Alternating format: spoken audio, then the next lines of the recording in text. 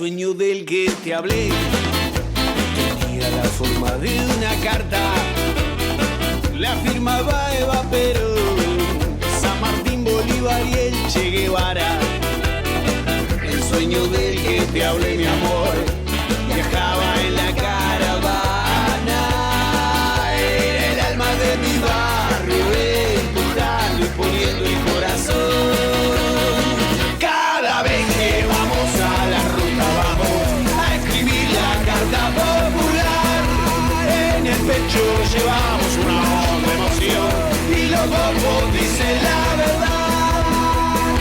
El sueño del que te hablé, una carta que cambia la vida. La firmó Juana Zurduy, Angelelli, Mujica y Artigas. El sueño del que te hablé, mi amor, viajaba en la caravana. Era el alma de mi barrio, empujando y poniendo el corazón. Cada vez que vamos a la ruta vamos a escribir la carta popular. En el pecho llevamos una honda emoción y los bombos dicen la verdad. No queremos el hambre, no queremos dolor, no queremos muerte nunca más. Si hubo un tiempo en que fuimos una patria feliz, ese sueño un día volverá. Ese sueño un día volverá. Ese sueño un día volverá. Bueno, y acá estamos en una nueva emisión de Desde los Barrios. Y la idea, hoy tenemos un programa bastante variado. Por un lado, vamos a tener una entrevista a la Dirección de Defensa del Consumidor de la Municipalidad de San Miguel. Todo ese tema es un tema muy sentido por la gente. Siempre tenemos algún reclamo que hacer a alguna empresa privada de servicios públicos o alguna cuestión, y este organismo está para asesorar a los vecinos en ese tema. Por el otro lado, vamos a hacer una nota especial sobre una colonia de vacaciones que se hizo en el verano desde una organización comunitaria en Cuartel Quinto. Es una experiencia rara porque en general las colonias de vacaciones son asumidas a veces o por el municipio o por clubes, pero hay sectores muy empobrecidos de la región en donde son organizaciones sociales que a veces con pocos recursos organizan propuestas para los pibes en el verano. Y por otro lado, bueno, tenemos la habitual nota sobre temas relativos al agua y al medio ambiente que las hace Fernando y con la cual vamos a arrancar el programa de hoy, ¿no? Vamos a tomar un tema. ¿Qué tema vamos a tomar hoy con el tema del agua? El tema de los filtros, que es un tema muy de actualidad. Allá vamos. Allá vamos. Un tema de los filtros de agua que generalmente están a la venta o en oferta, que algunos sirven, otros no, y que sobre los cuales hay que tener un par de cosas claras. Vamos entonces a la columna del agua de Fernando y después seguimos con el resto de Desde los Barrios.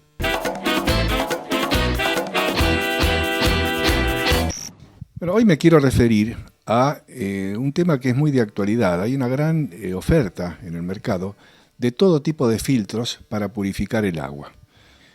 El uso de los filtros es tan viejo como la humanidad. Por ejemplo, hace muchos años atrás, 40 años, 50 años atrás, en la zona de las islas del Tigre, en el delta, era muy común el uso de los filtros de barro cocido, ladrillo.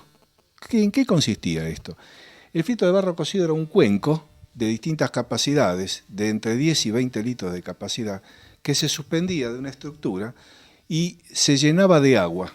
Con un balde se sacaba agua del río, ese agua marrón del río Paraná, y se llenaba de agua el filtro. Lentamente el filtro, gota a gota, iba dejando pasar el agua y retenía los sólidos del agua, los barros. Entonces el agua caía en otro recipiente de donde se surtía la gente de la isla para su consumo familiar. Pero cuidado, lo único que retenía este tipo de filtros eran los sedimentos sólidos, en esa zona básicamente tierra. Hoy en día, en esa misma zona, esos filtros no servirían porque el agua tiene alto nivel de contaminación, tanto química como bacteriológica. Entonces, esto era adecuado en aquel lugar y en aquellas condiciones. Hoy en aquel mismo lugar ya no, las condiciones variaron. Quiero hacer una pequeña reflexión. Fíjense que este filtro, que caía una gota por segundo más o menos, esa era la cadencia de filtrado, una gota por segundo, era suficiente, un solo filtro, para las necesidades de consumo de agua, de consumo personal, de una familia tipo en la isla. Fíjense ahora, cuando uno en una casa ve que una canilla, un depósito de agua de baño pierden, ¿cuánta agua se está desperdiciando? ¿Cuánta más gente podría tener el servicio de agua con el agua que se desperdicia? Pensemos en el regado, el lavado de veredas, de automóviles. ¿Cuánta agua se desperdicia? Pero en realidad ese no es el tema de la charla de hoy. El problema de los filtros que hay, que se colocan generalmente en las canillas, ¿qué es ese filtro? Ese filtro sirve, o ¿para qué sirve, mejor dicho? Ese filtro sirve para un efecto concreto y específico. Fue diseñado para, por ejemplo, retener sólidos, sería un filtro muy parecido a este. Retener cloro. En muchos lugares se clora el agua y algunos proveedores venden filtros que quitan el cloro. Macanudo, ¿cómo es eso? El agua entra a una canilla, pasa a través de un cartucho con un elemento que retiene el cloro, deja pasar el agua, pero sirve nada más que para filtrar el cloro. Para cualquier otro tipo de contaminación que tenga el agua, ese filtro no sirve. Habría que poner un segundo filtro para, por ejemplo, bacterias. Entonces tendríamos un filtro primario para cloro, un filtro secundario para bacterias. Pero si hubiera algún otro tipo de contaminación, por otro tipo de bacterias, tendríamos que agregar un tercer filtro para otro tipo de bacterias y así sucesivamente con todas las posibilidades. Con lo complejo que es el problema de contaminación en el Gran Buenos Aires, tendríamos que tener una cantidad ilimitada de filtros, que son costosos, y el filtro contiene un elemento filtrante, un cartucho, que es el que retiene las impurezas y que después de un determinado periodo de uso, que eso varía en función de cada fabricante, ese filtro no sirve más y hay que desecharlo y poner uno nuevo, lo cual tiene un costo. En definitiva, ojo con el tema de los filtros, porque no son polivalentes. Un filtro sirve para un fin específico y determinado, y muchas veces la gente lo compra confiadamente, sin saber si el problema que tiene en su casa, si es que tiene un problema, va a ser solucionado por ese filtro. Tengo un filtro, sí, macanudo, pero ¿hay efectividad de ese filtro para el tipo de contaminación que tiene el agua en ese lugar? Es para pensarlo, es para no dejarse engatusar con propagandas, es para averiguar. Y a propósito, nosotros queremos ofrecer que si alguien quiere hacer consultas sobre limpieza de tanque, desinfección, contaminación de napas y demás, lo pueden hacer a nuestra dirección de email. Gracias.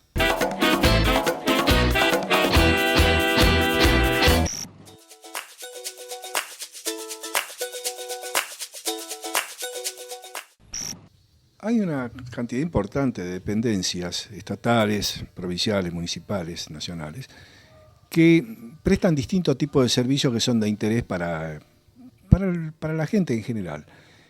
Uno de ellos es defensa del consumidor, pero es curioso el nivel de desconocimiento que en general tenemos acerca de la actividad de esta dependencia, las posibilidades, el modus operandi y demás. Un buen día nos planteamos, ¿qué es defensa del consumidor?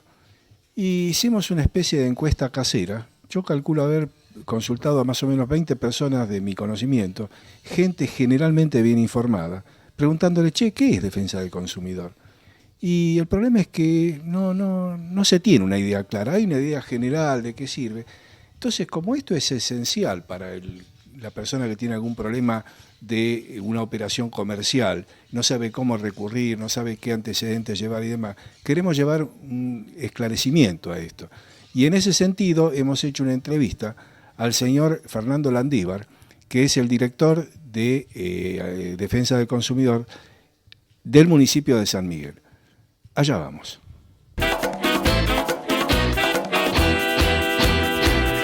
Defensa del Consumidor, que es una dependencia del municipio de San Miguel. Con nosotros está el responsable de esta dirección, el señor Fernando Landívar, A quienes vamos a hacer una pregunta general, porque hay grandes dudas respecto a esto. Landívar, ¿qué es defensa del consumidor? Es la ley que protege a todas las personas físicas o jurídicas que adquieren bienes o servicios en forma gratuita u onerosa como destinatario final en beneficio propio o de su familia. Esto sería lo que dice estrictamente la ley. Consumidor es aquella persona, es aquel vecino que se acerca a adquirir a cualquier negocio una prenda, un regalo, y como consecuencia de esa relación existen tantas obligaciones y derechos de ambas partes. El consumidor, nosotros estamos rigiéndonos por una ley provincial. Cada municipio tiene una oficina municipal de información al consumidor, llamada OMIC, que son las siglas, que dependemos de la Dirección Provincial de Comercio. Nuestras oficinas están ubicadas en Avenida Mitre, 1044, en el primer piso. Estamos de lunes a viernes, de 8 a 14 horas. Y nuestro teléfono es el 4451-5817. ¿Qué tiene que hacer un vecino ante algún inconveniente que tiene en un comercio? Como primera medida, quiero aclarar que todos los trámites, todo el procedimiento en las oficinas de defensa del consumidor son gratuitos, no tienen ningún costo. La persona que se acerca acá no necesita un patrocinio letrado. Si quiere venir con un abogado, lo puede hacer, pero la ley no exige que haya un profesional. Bueno, la persona se acerca a la oficina con fotocopia de su documento y todo documento que acredite el haber adquirido el bien que fue comprado. Es decir, exacto, la factura, ticket de compra. En el caso que no lo tenga porque el negocio no se lo dio, igualmente se acerca y, es decir, de alguna manera el trámite se inicia. Lo que va a costar un poco más es el tema de demostrar que haya adquirido ese bien en ese local. Bueno, una vez tomada la documentación, se le hace llenar un pequeño formulario de denuncia en el cual vamos a poner sus datos personales. Si quiere autorizar a alguna persona a realizar los trámites porque la persona no puede acercarse o por diferentes razones. Y en ese mismo momento se le notifica de una fecha de audiencia, es decir, para el caso que sea, digamos, para poner un ejemplo, contra un reclamo contra una empresa Garbarino, digamos. En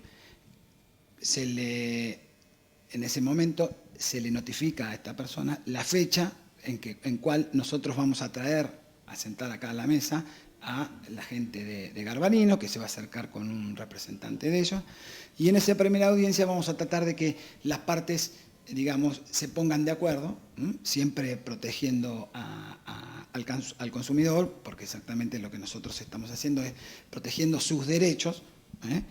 Si las partes logran ponerse de acuerdo, el expediente se termina, y si no se ponen de acuerdo en esa primera audiencia, vamos a fijar 2, 3 o digamos 4 audiencias a lo sumo. En realidad la ley nos fija un determinado número, que son 3, pero si vemos que hay vías de solucionarse, con el fin de que esto se arregle, citamos una fecha más. Si las partes no se ponen de acuerdo, la persona, es decir, el consumidor, no le vamos a poder solucionar el problema, lamentablemente. Nosotros el expediente sí lo continuamos contra la empresa, pero la persona va a tener vía libre de iniciar acciones por acciones legales, por donde quiera. No significa eso que al comienzo, es decir, cuando ella tiene su problema, recurra por la vía judicial. También lo tiene, puede ir por los dos caminos diferentes. Esperamos haber llevado algún nivel de esclarecimiento para el consumidor de cuál es la función y que bueno, que sepan de que hay un ente que está tratando de velar por el cuidado de los intereses del consumidor. Ese era el objeto de esta nota. Gracias.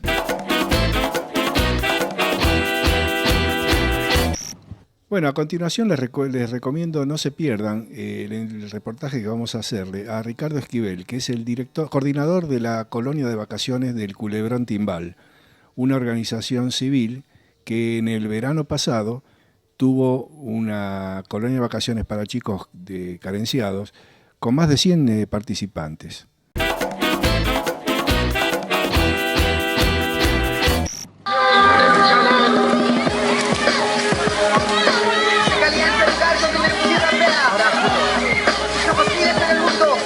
Imagínate cómo se pone el planeta. Oráculo, peligroso es el existe, escribe buenas letras. Oráculo, pero más aún, detrás de él hay un movimiento que lo apoya.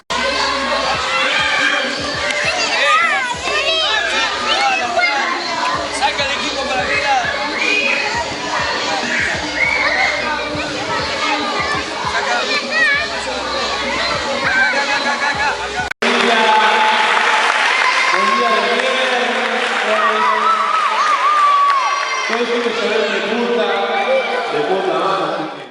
Bueno, y en esta emisión desde los barrios estamos con un amigo, con Ricardo Esquivel, Richard, que es el coordinador de la experiencia que vamos a ver en imágenes en este bloque, que es una colonia de vacaciones hecha por una organización social, que es el Culebrón Timbal.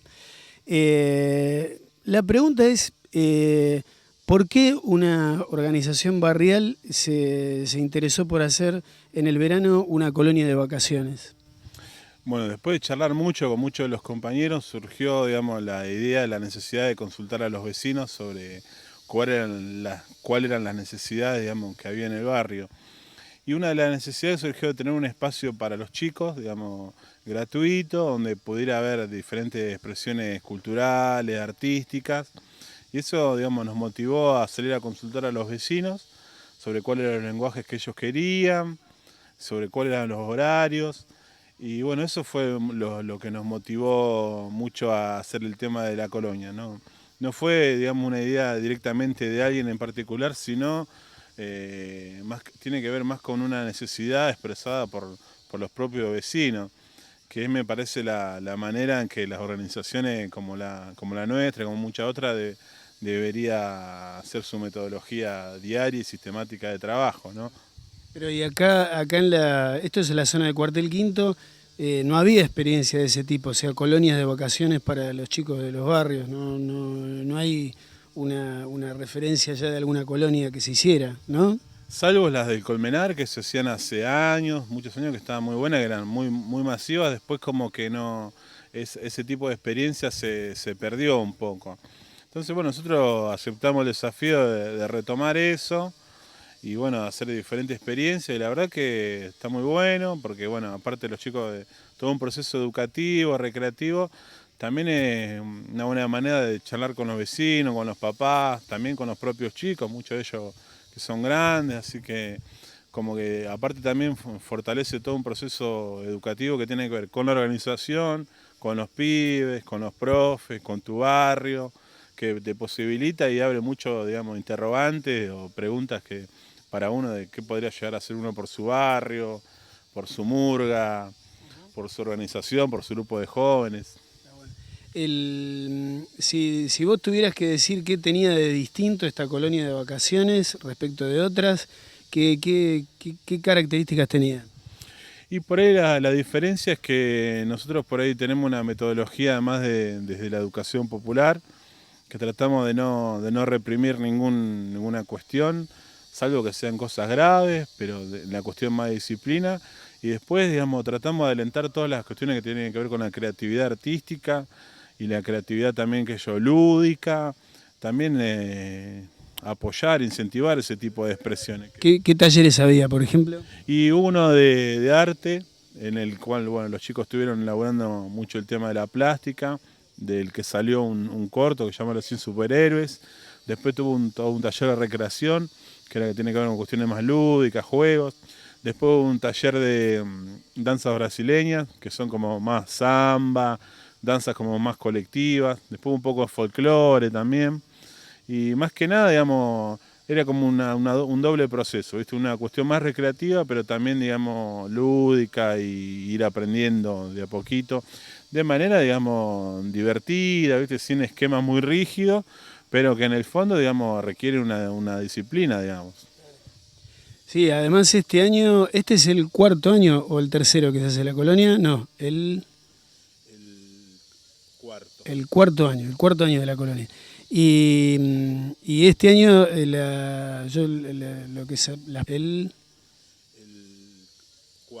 cuarto año de la colonia. Y este año las primeras fueron con pileta de lona y este año además nos organizamos acá en una quinta de la zona, en la quinta La Universal, una pileta, y ahí 2 veces por semana los pibes iban y también tenían la posibilidad de tirarse a una pileta más o menos grande. Y los resultados de la colonia en general, ¿cómo los evaluás? ¿Con la familia, los pibes? ¿Con qué se quedan? Así la sensación con la que se quedan. Hay como muchos indicadores, por ahí uno desde marcos más conceptuales y después por ahí lo medís en la calle, en el barrio, o muchos de los pibes o de las mamás que te dicen cuándo empezamos de vuelta durante el año, y esos son los que por lo menos yo, digamos, tomo como indicadores como más prioritarios, que te crucé una mamá en el barrio, que venga acá a preguntarte cuándo es de vuelta, eso tiene que ver con eso. Y después la evaluación me parece que tiene que ver con la dinámica interna de cada organización, pero me parece que el balance es altamente positivo y plantea todo un desafío de continuar y de mejorar eso, porque seguramente habrá salido, no sé, 9 puntos, pero por ahí lo que sigue en el año tiene que salir 10 puntos. Tal cual.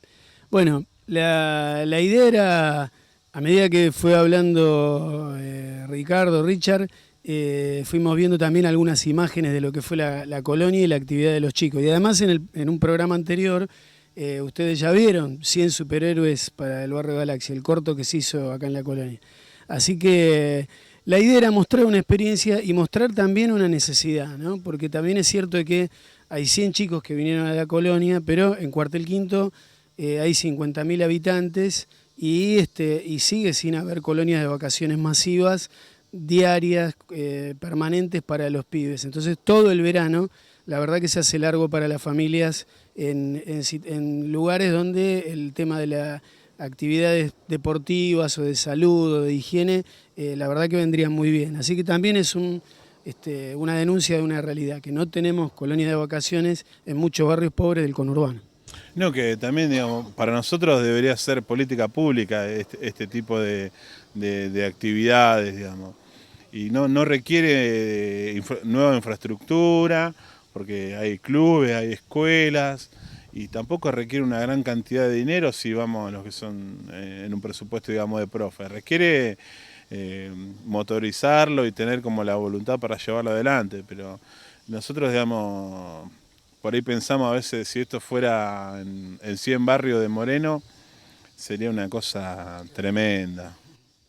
Sí, la verdad que uno por ahí se entera de que hay contratos para artistas famosos, para eventos multitudinarios en la costa, que se pagan a veces desde el gobierno cachés de 3 millones de pesos, 2 millones de pesos, o que cuestan, y por ahí estas colonias de vacaciones capaz que se resuelven con 20.000, 30.000 pesos en pago de profesores o en gastos de alimentos. Estamos hablando de 100 colonias como esa, ¿no? Entonces es para tenerlo en cuenta, a veces dónde va la inversión del dinero público y qué es lo que resulta mejor en cultura comunitaria y popular. Así que bueno, felicitaciones a Richard, a todo el equipo acá del Culebrón, y sigue desde los barrios entonces con más novedades de las organizaciones sociales en el noroeste del Gran Buenos Aires.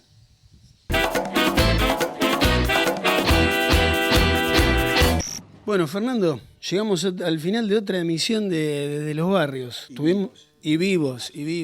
No nos mataron. Tal cual. Eso es lo bueno de la televisión, que No, pero la verdad que un programa muy variado. El programa de la semana que viene también trae mucha información. Le recomendamos que no se lo pierdan, además, porque se va a informar acerca de unos cursos de comunicación comunitaria que se empiezan a dar en toda la región, distintas actividades, hay reportaje de más experiencias. Pero bueno, todo eso será el Desde los Barrios de la semana entrante, ¿no es cierto? Así que bueno, un saludo, que tengan una buena semana y esto fue Desde los Barrios. Muchas gracias.